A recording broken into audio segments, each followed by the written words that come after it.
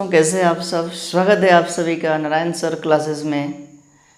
कक्षा 10 का विज्ञान का पहला अध्याय पढ़ाया जा रहा है। इसका 3 भाग हमने पढ़ा दिया है, जिसका लिंक डिस्क्रिप्शन में दे दिया है, वहाँ से आप उसे देख सकते हैं। इस वीडियो में हम पाठ्य पुस्तक में उपस्थित प्रश्नोत्तरों के बारे में हम जानेंगे। जो किताब में एनसीईआरटी बुक है उसके बीच में जो है प्रश्न दिए रहते हैं, उन प्रश्नों के बारे में हम यहाँ पे जानेंगे, उसका उत्तर देंगे सबसे पहले। उसके बाद से जो है इसमें जो भी टॉपिक छूटा हुआ है उसको हम पढ़ाएंगे। तो बात करते हैं प्रश्न उत्तर का। तो इसमें सबसे पहला प्रश्न उत्तर है कि वायु में जलाने से पहले मैग्नीशियम रिबन को साफ क्यों किया जाता है। वायु में जलाने से पहले मैग्नीशियम रिबन को साफ क्यों किया जाता है। तो मैग्नीशियम पर मैग्नीशियम ऑक्साइड की MgO की परत चढ़ जाती है। MgO की मैग्नीशियम रिबन पर मैग्नीशियम ऑक्साइड की परत बन जाती है, जो जलने में सहायक नहीं होती है। जलने में सहायक नहीं होती है। अब इस मैग्नीशियम ऑक्साइड की परत को हटाने के लिए जो है मैग्नीशियम के रिबन को साफ किया जाता है। क्या मतलब कि वायु में जलाने से पहले मैग्नीशियम रिबन को साफ करना पड़ता है। क्यों? क्योंकि उस पर मैग्नीशियम ऑक्साइड की परत बन जाती है जो जलने में सहायक नहीं है। इसलिए इस मैग्नीशियम ऑक्साइड की परत को हटाने के लिए जो है मैग्नीशियम ऑक्साइड के रिबन को जलाने से पहले साफ किया जाता है। बात करते हैं दूसरे प्रश्न की। क्या है? तो निम्नलिखित रासायनिक अभिक्रियाओं के लिए संतुलित समीकरण लिखिए। तो जो भी यहाँ पे रासायनिक अभिक्रियाएं दिया हुआ है उसके लिए संतुलित समीकरण लिखते हैं। सबसे पहला है क्या? हाइड्रोजन प्लस क्लोरीन, तीर का निशान, उसके बाद से हाइड्रोजन क्लोराइड। तो इसका उत्तर हम देखते हैं। इसका जो उत्तर जो है देखते हैं। सबसे पहले फर्स्ट का हाइड्रोजन H2 के रूप में होता है। उसके बाद से क्लोरीन जो है Cl2 के रूप में होता है और बनता है हाइड्रोजन क्लोराइड HCl। अब देखते हैं क्या ये समीकरण संतुलित है कि नहीं है। तो अभिकारकों में हाइड्रोजन की संख्या 2 है और उत्पादों में हाइड्रोजन के परमाणुओं की संख्या 1 है, यानी कि यह समीकरण संतुलित नहीं है। हमने भाग 3 में जो है बताया था कि समीकरण को कैसे संतुलित किया जाता है। सबसे पहले रासायनिक अभिक्रिया में देखा जाता है कि किस पदार्थ के परमाणुओं की संख्या सबसे अधिक है, उसी को सबसे पहले संतुलित किया जाता है। यहाँ पे देख रहे हैं HCl के परमाणुओं की संख्या अधिक है, इसलिए सबसे पहले HCl में उपस्थित हाइड्रोजन और क्लोरीन के परमाणुओं की संख्या को संतुलित करेंगे। तो यहाँ पे उत्पाद में हाइड्रोजन के परमाणुओं की संख्या 1 है और अभिकारक में हाइड्रोजन के परमाणुओं की संख्या 2 है। तो क्या करना होगा? सूत्र तो बदलता नहीं है। बताया गया कि रासायनिक अभिक्रियाओं में रासायनिक सूत्रों को बदलते नहीं हैं, केवल उसके परमाणुओं की संख्या को ही बढ़ाते हैं। क्या करेंगे? यहाँ पे हम 2 का गुणा करेंगे। जब 2 का गुणा किए तो देखें कि इधर भी हाइड्रोजन और क्लोरीन की संख्या 2 हो गई और अभिकारक में भी हाइड्रोजन और क्लोरीन की संख्या 2 हो गई। और यह कैसा समीकरण है? तो एक संतुलित समीकरण है। अब बात करते हैं दूसरे प्रश्न की। दूसरा प्रश्न है क्या? तो दूसरा प्रश्न है barium chloride plus aluminium sulphate. Barium chloride plus aluminium sulphate और बना क्या? तो बेरियम सल्फेट और प्लस एल्यूमिनियम क्लोराइड। ठीक ना? तो यहाँ पे जो है हम देखेंगे क्या? Barium chloride plus aluminium sulphate. सबसे पहले इसके सूत्रों को हम लिख लेंगे। तो बेरियम क्लोराइड का जो सूत्र होता है वह BaCl2। उसके बाद से एल्यूमिनियम सल्फेट का जो सूत्र होता है Al2SO4 का होल थ्राइस। उसके बाद से बेरियम सल्फेट, बेरियम क्लोराइड का सूत्र होता है BaCl2, एल्यूमिनियम सल्फेट का होता है Al2SO4 का होल थ्राइस। उसके बाद से बेरियम सल्फेट है BaSO4 और एल्यूमिनियम क्लोराइड है AlCl2। तो ये है दूसरे का एक रासायनिक सूत्रों के द्वारा हम यहाँ पे इसे प्रदर्शित कर दिए। यहाँ पे बेरियम देख रहे हैं कि सबसे बड़ा कौन सा है। इसको संतुलित करने के लिए देखेंगे कि सबसे बड़ा या सबसे अधिक परमाणुओं की संख्या किस में है। तो यहाँ पे जो है ये दिखाई दे रहा है कि इसमें जो है परमाणुओं की संख्या सबसे अधिक है। तो सबसे पहले इसी को संतुलित करेंगे। यहाँ पे एल्यूमिनियम की संख्या 2 है अभिकारक में और यहाँ पे एल्यूमिनियम की संख्या 1 है। तो क्या करना पड़ेगा, एल्यूमिनियम को 2 करने के लिए इसमें हम 2 का गुणा करेंगे। अब जो है यहाँ पे देख रहे हैं क्या SO4 की संख्या 3 है और यहाँ पर SO4 की संख्या क्या है, 1 ही है। तो यहाँ पे हम 3 का गुणा करेंगे तो SO4 की संख्या जो है संतुलित हो जाएगी। अब बेरियम के परमाणुओं की संख्या यहाँ पे 3 आ रहा है अभिकारक उत्पाद में, अभिकारक में 1 ही है। तो यहाँ पे हम क्या करेंगे, 3 का गुणा कर लेंगे। तो क्या हो गया, यह समीकरण जो है एक संतुलित समीकरण है। क्या है, तो यहाँ पे 3 है, क्लोरीन के परमाणुओं की संख्या 6 हो गया, यहाँ पे क्लोरीन के परमाणुओं की संख्या 4 ही है। यहाँ पे जो सूत्र होता है थोड़ा सा मिस्टेक है, 3 होता है, AlCl3। तो क्या हो गया, यह जो समीकरण है एक संतुलित रासायनिक समीकरण है। बात करते हैं तीसरे प्रश्न की। तीसरा क्या है, तो सोडियम प्लस जल, तीर का निशान, उसके बाद से सोडियम हाइड्रोक्साइड प्लस हाइड्रोजन।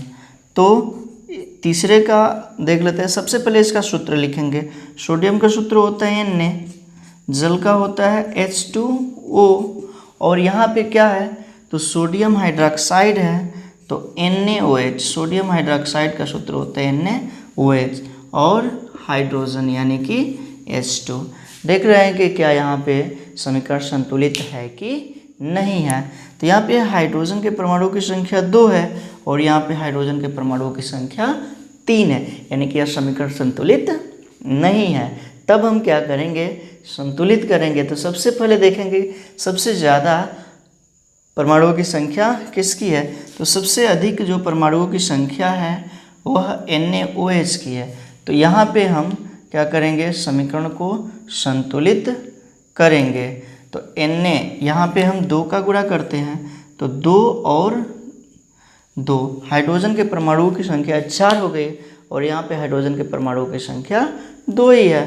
तो इसको 4 करने के लिए फिर यहाँ पे हम 2 का गुणा करेंगे तो हाइड्रोजन के परमाणुओं की संख्या और ऑक्सीजन के परमाणुओं की संख्या तो संतुलित हो गई, लेकिन सोडियम के परमाणुओं की संख्या संतुलित नहीं है। तो इसके लिए हम क्या करेंगे, यहाँ पे 2 का गुणा करेंगे और यह भी समीकरण हो गया संतुलित।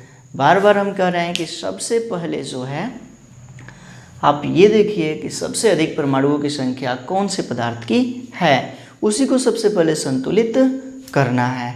ये यहाँ पे हम प्रैक्टिस करवा रहे हैं। इससे पहले हमने भाग 3 में रासायनिक समीकरण को संतुलित करने के लिए खूब अच्छे से बताया है। यदि आप इसी को पहले देख रहे हैं भाग 4 को, भाग 3 को नहीं देखे हैं तो भाग 3 को पहले देखिए, उसके बाद से 4 को देखिए, सब कुछ आसान हो जाएगा।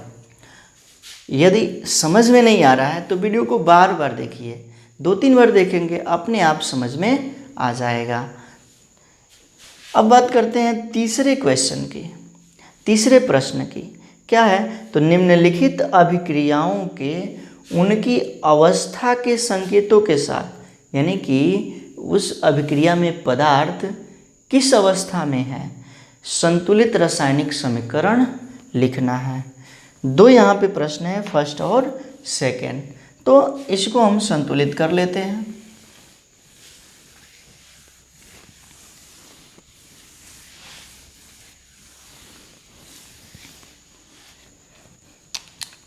तीसरे का उत्तर होगा इसमें फर्स्ट क्या है, तो जल में बेरियम क्लोराइड तथा सोडियम सल्फेट से विलयन अभिक्रिया करके सोडियम क्लोराइड का विलयन तथा अघुलनशील बेरियम सल्फेट का अवक्षेप बनाते हैं। सबसे पहले हम इसके सूत्रों को लिखेंगे, ठीक है। तो बेरियम क्लोराइड का सूत्र होता है Ba, बेरियम क्लोराइड का सूत्र होता है क्या, BaCl2। बेरियम क्लोराइड का सूत्र होता है BaCl2।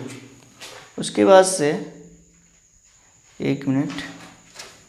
उसके बाद से क्या है, सोडियम सल्फेट है। सोडियम सल्फेट का सूत्र होता है Na2SO4 का विलयन अभिक्रिया करके सोडियम क्लोराइड बनाया, NaCl, और क्या किया, अघुलनशील बेरियम सल्फेट का अवक्षेप प्राप्त हुआ, BaSO4 का अवक्षेप प्राप्त हुआ। तो इस प्रश्न में जो भी पदार्थ थे उसको हमने सूत्रों के द्वारा यहाँ पर लिख लिया।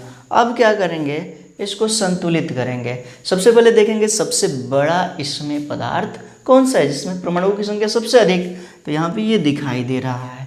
यहाँ पे देख रहे हैं कि सोडियम के परमाणुओं की संख्या 2 है अभिकारक में, और उत्पाद में सोडियम के परमाणुओं की संख्या 1 ही है। तो क्या करेंगे, इसको 2 करने के लिए यहाँ पे 2 का गुणा करेंगे। यहाँ पे सोडियम के परमाणुओं की संख्या 2 हो गया और यहाँ पर भी 2 हो गया। SO4 की संख्या 1 है, SO4 की संख्या 1, Ba की संख्या 1, यानी कि यह भी क्या है, एक संतुलित रासायनिक समीकरण है। अब जो है ये देखना है किसके साथ लिखना है, अवस्था के संकेतों के साथ। क्या है, ये विलयन है, विलयन को AQ द्वारा प्रदर्शित करते हैं। ये भी विलयन है तो इसको भी AQ द्वारा प्रदर्शित करेंगे, ये भी विलयन है तो इसको AQ द्वारा प्रदर्शित करेंगे। और ये क्या है, अवक्षेप है, और बताया गया अवक्षेप ठोस होता है जो जल या किसी भी विलय में विलायक में अघुलनशील होता है, यानी कि यह कौन सी अवस्था में है, सॉलिड स्टेट में है। तो यहाँ पे यह एक संतुलित रासायनिक समीकरण है। इसके दूसरे प्रश्न की बात करते हैं। सोडियम हाइड्रोक्साइड का विलयन जल में हाइड्रोक्लोरिक अम्ल के विलयन जल में अभिक्रिया करके सोडियम क्लोराइड का विलयन तथा जल बनाते हैं।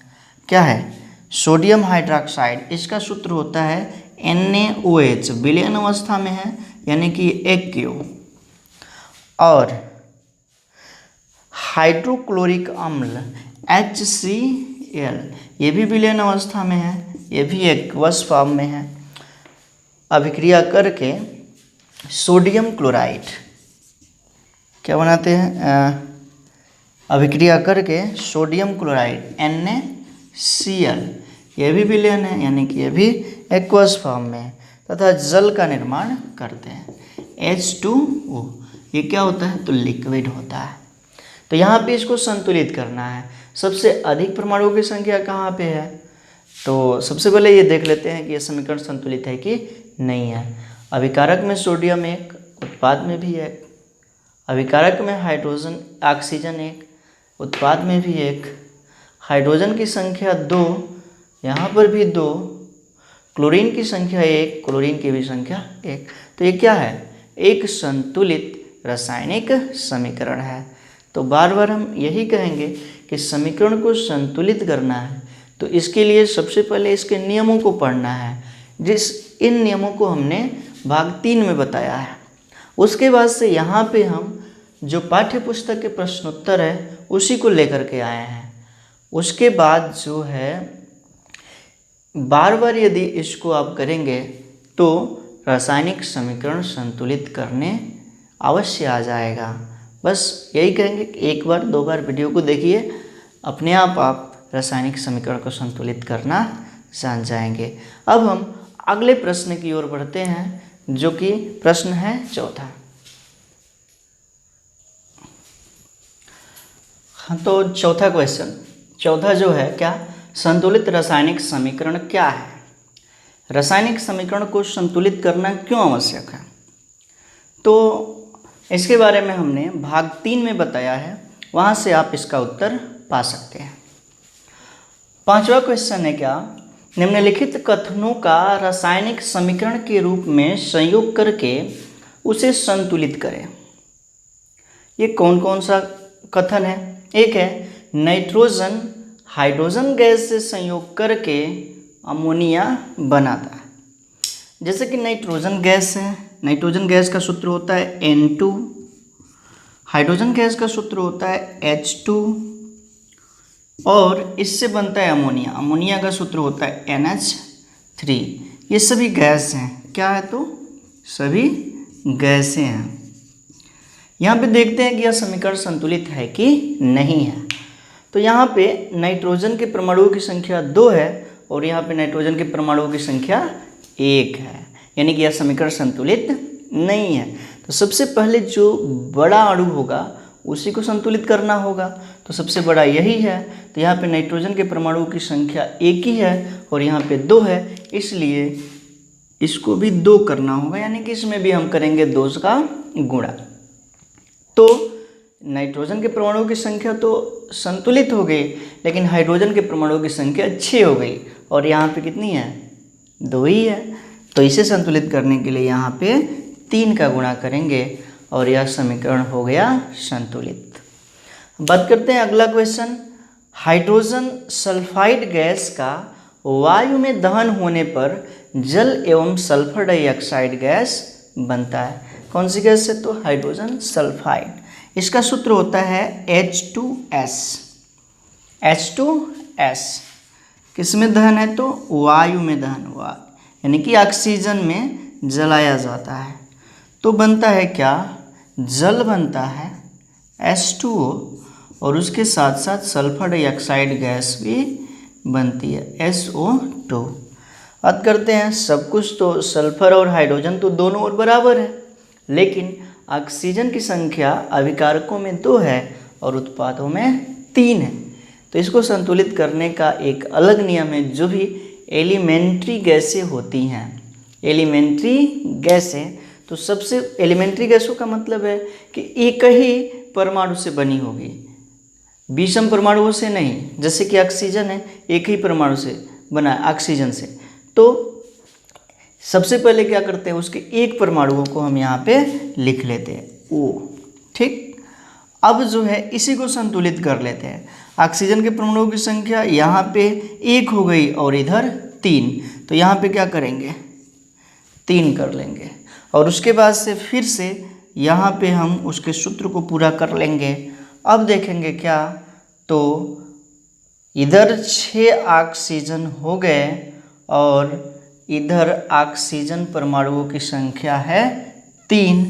तो इसके लिए हम क्या करेंगे, यहाँ पे 3 किया गया और 2 लिया गया, तो इसीलिए सभी में 2 का गुणा कर देंगे। तो ये हो गया एक संतुलित रासायनिक समीकरण। फिर से हम इसको यहीं पे लिख लेते हैं। तो ये एक संतुलित समीकरण है। बात करते हैं तीसरा, C का। तो एल्यूमिनियम सल्फेट के साथ अभिक्रिया कर बेरियम क्लोराइड, एल्यूमिनियम क्लोराइड एवं बेरियम सल्फेट का अवक्षेप देता है। इसके बारे में हमने अभी अभी इस समीकरण को संतुलित किया है, फिर भी यहाँ पे हम देख लेते हैं। बेरियम सल्फेट है, इसका सूत्र होता है BaSO4। ओ गलत हो रहा है, ये एल्यूमिनियम सल्फेट Al2SO4 का होल थ्राइस प्लस क्या है, तो बेरियम क्लोराइड है BaCl2। क्या बना, एल्यूमिनियम क्लोराइड AlCl3 और बना क्या, बेरियम सल्फेट बना, यानी कि BaSO4। संतुलित करना है इसको, हमने वहीं पे संतुलित कर दिया है, ऐसे हम यहाँ पे कर ले रहे हैं। यहाँ पे 2 का गुणा कर लेते हैं, यहाँ पे 3 का, यहाँ पे 3 का, और ये हो गया समीकरण संतुलित। बात करते हैं डी का। पोटेशियम धातु जल के साथ अभिक्रिया करके पोटेशियम हाइड्रोक्साइड एवं हाइड्रोजन गैस प्रदान करती है। पोटेशियम का सूत्र होता है K, और यह जल के साथ अभिक्रिया कर रही H2O के साथ अभिक्रिया करके पोटेशियम हाइड्रोक्साइड यानी कि KOH बनाती है, और उसके साथ साथ हाइड्रोजन गैस देती है। तो यहाँ पर भी वही है एलिमेंट्री वाला। तो फिर से एक बार इसको हम क्या करेंगे, तो हाइड्रोजन है, हाइड्रोजन के एक ही परमाणु को लिखते हैं और दोनों ओर हाइड्रोजन परमाणुओं की संख्या बराबर करते हैं। इधर भी 2 हो गया और इधर भी 2। अब क्या करेंगे, सभी में जो है 2 का गुणा कर लेंगे, यहाँ पे और यहाँ पे। तो क्या हो गया, यह एक संतुलित रासायनिक समीकरण हो गया। तो यहाँ पे कुछ पाठ्य पुस्तक के प्रश्नोत्तर थे, उसका हमने रासायनिक समीकरणों का संतुलन किया। इसमें और भी 1-2 क्वेश्चन हैं, उसको हम आपके लिए छोड़ रहे हैं। आप लोग जो है उसका अभ्यास कीजिए। यदि नहीं हो रहा है तो कमेंट बॉक्स में उस क्वेश्चन को दीजिए, मैं कमेंट में उस समीकरण को संतुलित करने का प्रयास करूँगा। तो आगे हम बढ़ते हैं, एक टॉपिक लेते हैं क्या, तो ऊष्माक्षेपी एवं ऊष्माशोषी अभिक्रियाएं।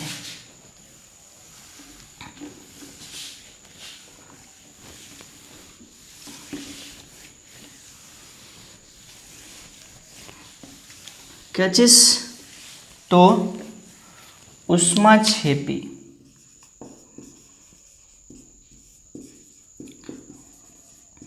एवं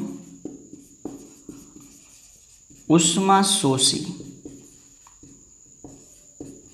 अभिक्रियाएं,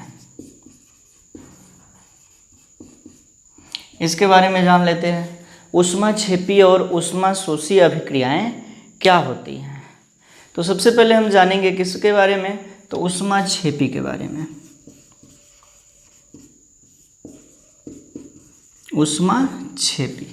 ऊष्माक्षेपी कौन सी अभिक्रिया होती है, यानी कि एक्सोथर्मिक रिएक्शन। एक्सोथर्मिक रिएक्शन तो वे रासायनिक अभिक्रियाएं जिसमें से ऊष्मा बाहर निकलती है, ऊष्मा उत्पन्न होती है, यानी कि ऊष्मा उत्सर्जित होती है, ऐसी अभिक्रियाओं को जो है ऊष्माक्षेपी अभिक्रियाएं कहा जाता है। यानी कि बहुत सारी ऐसी रासायनिक अभिक्रियाएं होती हैं, उसमें से बहुत अधिक मात्रा में ऊष्मा उत्पन्न होती हैं, ऐसी अभिक्रियाएं ही कहलाती है ऊष्माक्षेपी। उदाहरण के रूप में सबसे पहला है, जितने भी दहन अभिक्रियाएं हैं, दहन अभिक्रियाएं क्या होती हैं, तो ऊष्माक्षेपी अभिक्रियाएं होती है। जैसे कि मीथेन का दहन, जो गैस सिलेंडरों में गैसें होती हैं उसमें मीथेन होती हैं, उसको जलाने पर, जैसे कि मीथेन का सूत्र होता है CH4, जलाया जाएगा वायु में, और जलाने पर क्या होता है, तो CO2 गैस और उसके साथ साथ H2O का निर्माण होता है, और इसी के साथ साथ बहुत अधिक मात्रा में ऊष्मा भी उत्पन्न होती है। तो क्या हुआ, यहाँ पे ऊष्मा उत्पन्न हुई, अतः यह क्रिया क्या हुई, ऊष्माक्षेपी की हुई। इसी के साथ साथ इसमें जो है अगला उदाहरण है क्या, तो श्वसन की क्रिया। जीवों में श्वसन की जो क्रिया होती है वो भी एक प्रकार की ऊष्माशोषी क्रिया ही होती है। श्वसन की क्रिया में क्या होता है, हमारे शरीर में श्वसन होता है तो ग्लूकोज का दहन होता है, ग्लूकोज का दहन श्वसन में। श्वसन में क्या, ग्लूकोज का दहन। ये भी एक प्रकार की कौन सी क्रिया है, तो ऊष्माक्षेपी है।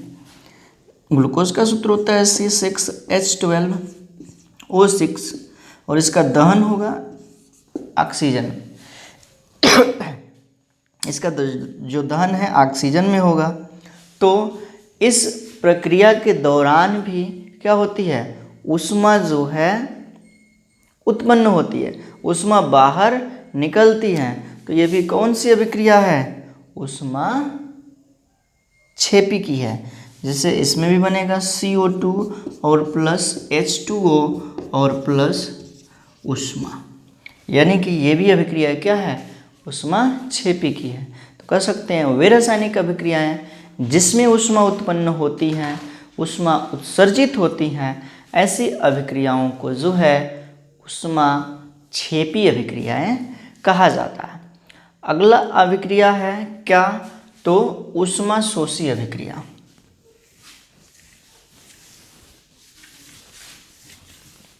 ऊष्मा शोषी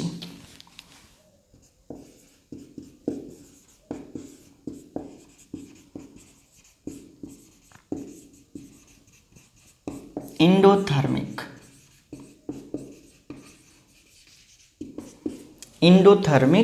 रिएक्शन वे रासायनिक अभिक्रियाएं जिसको पूर्ण करने के लिए ऊष्मा की आवश्यकता होती है, यानी कि उस अभिक्रिया को कराने के लिए बाहर से ऊष्मा दिया जाता है, उसे गर्म किया जाता है, बाहर से ताप दिया जाता है।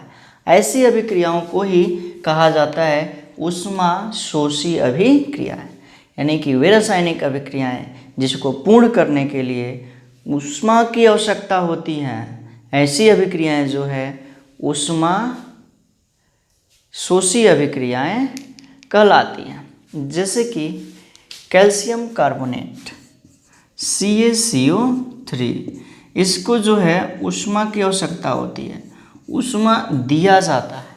CaCO3 यानी कि कैल्शियम कार्बोनेट को बाहर से ऊष्मा दिया जाता है, गर्म किया जाता है, तब CaO कैल्शियम ऑक्साइड का निर्माण होता है और उसके साथ साथ कार्बन डाइऑक्साइड गैस बाहर निकलती है। तो क्या हुआ, यहाँ पे ऊष्मा दिया गया इस अभिक्रिया को कराने के लिए, यानी कि यह अभिक्रिया कौन सी है, ऊष्मा शोषी की है। उसी तरह से जो है N2 और O2 की क्रिया, N2 और O2 की क्रिया, इसमें भी ऊष्मा की आवश्यकता होती है। किसकी, तो इस क्रिया को कराने के लिए भी ऊष्मा की आवश्यकता होती है, तब बनता है क्या, 2NO का निर्माण होता है।